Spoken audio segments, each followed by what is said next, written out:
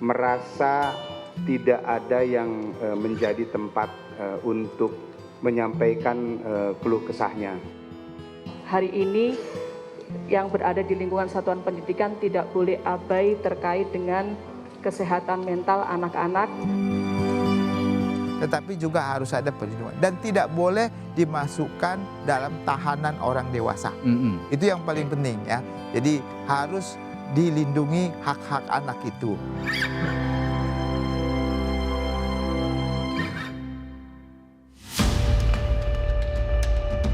Ledakan yang terjadi di SMA Negeri 72 Jakarta tidak hanya merusak sejumlah fasilitas sekolah, namun juga mengguncang rasa kemanusiaan.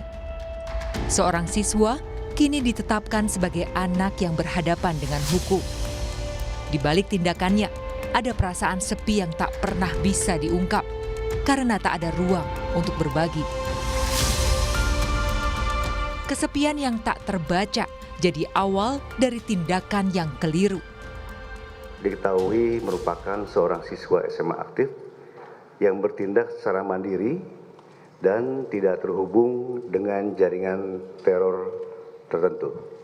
Berdasarkan keterangan yang kami himpun, ABH yang terlibat dalam kasus ledakan ini dikenal sebagai pribadi yang tertutup, jarang bergaul, dan dia juga memiliki ketertarikan pada konten kekerasan serta hal-hal yang ekstrim.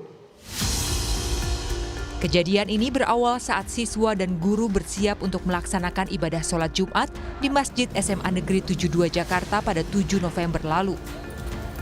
Pihak kepolisian menyatakan pelaku ledakan adalah seseorang yang berada di lingkungan sekolah dan teridentifikasi sebagai siswa yang diduga merakit sendiri bahan peledak. Dari hasil penyidikan, terungkap pelaku mengalami kondisi psikologis yang memicu tindakan tersebut. Ia merasa kesepian, tidak memiliki tempat untuk berkeluh kesah. Motif insiden ini pun dipandang sebagai bentuk ekspresi dari rasa kesepian dan ketidakmampuan mengelola tekanan psikologisnya. Pelaku memiliki dorongan yang ia bahkan tidak menyadari tindakannya membahayakan dirinya sendiri dan orang lain di sekitar.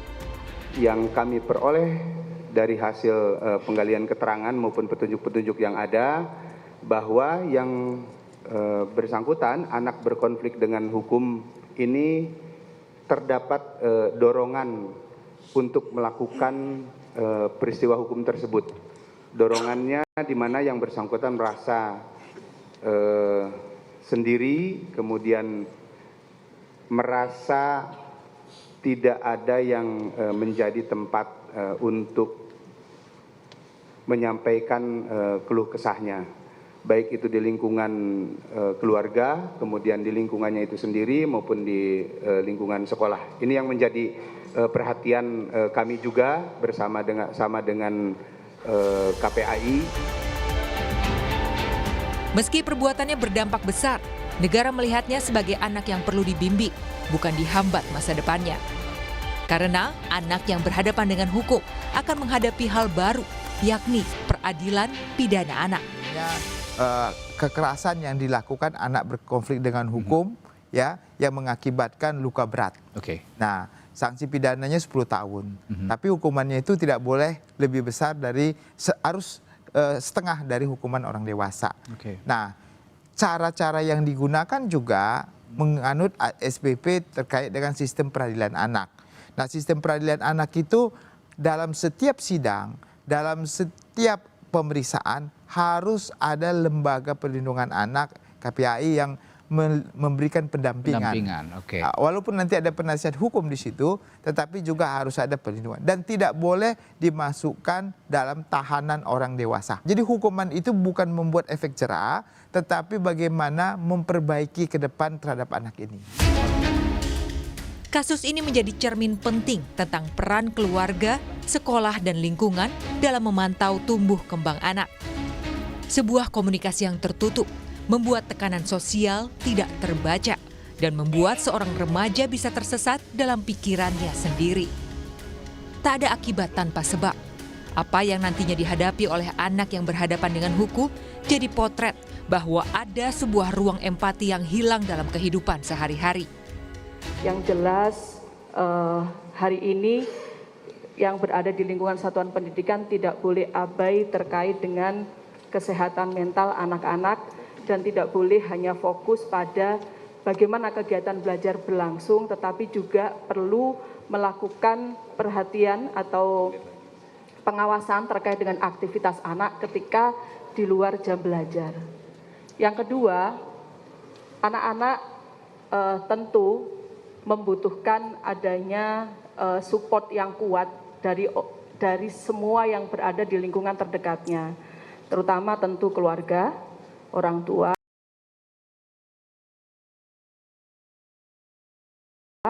dan juga termasuk lingkungan terdekat di satuan pendidikan. Di sisi lain, korban ledakan SMA N72 Jakarta masih berjuang menghadapi trauma psikis dan luka. Korban ledakan SMA Negeri 72 Jakarta yang dirawat di Rumah Sakit Islam Cempaka Putih dan Rumah Sakit Yarsi, sebagian besar mengalami gangguan pendengaran mencapai 90%. Dan terdapat korban yang mengalami kerusakan telinga, sehingga kemungkinan harus dilakukan operasi oleh tim dokter rumah sakit. Saya ingin merevisi nih, karena sebelumnya dikatakan masalah gangguan pendengaran itu sekitar 75%, tapi ternyata lebih dari 90% ada gangguan pada pendengaran. Adalah karena trauma akustik ya, akibat suara yang dahsyat yang keluar dari sana. Ada 4 siswa yang mengalami tuli mendadak tanpa kerusakan membran telinga, itu masuk ke hiperbarik untuk mendapatkan terapi oksigen bertekanan tinggi. Ini juga diharapkan bisa mempercepat proses perbaikan dan memberikan efek terapi yang optimal dari perawatan yang sudah diberikan oleh teman-teman dokter yang ada di Rumah Sakit Yarsi. Ya, jadi yang dirawat sekarang itu masih ada 11. Di balik luka, selalu ada kesempatan untuk sembuh bersama. Untuk itu, pihak kepolisian dan pemerintah menegaskan komitmen untuk memberikan dukungan psikososial bagi para korban dan anak yang berhadapan dengan hukum, agar kejadian tidak terulang kembali. Apalagi pendidikan bukan sekadar mencetak nilai, tetapi juga membentuk empati, bahwa rumah dan sekolah adalah 2 tempat paling penting bagi anak untuk tumbuh, merasa aman, diterima dan dicintai. Tim Liputan, Kompas TV.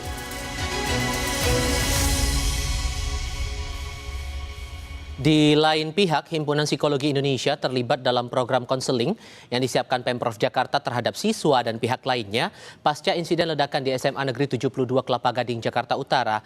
HIMSI akan jemput bola dengan mendatangi siswa atau klien yang membutuhkan konsultasi jika terdapat siswa yang belum bisa datang langsung ke sekolah.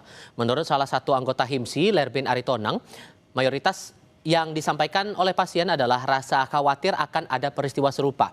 Tidak menutup kemungkinan HIMSI akan merekomendasikan klien berkonsultasi ke psikiater jika trauma yang dirasakan berpengaruh ke aspek klinis.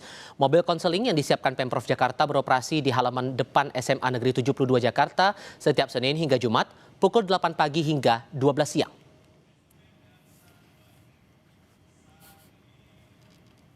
Karena dia belum berkenan ke sekolah. Nah, jadi kalau kondisinya begitu, kita yang jemput bola istilahnya. Itu yang sering takut, cemas gitu ya.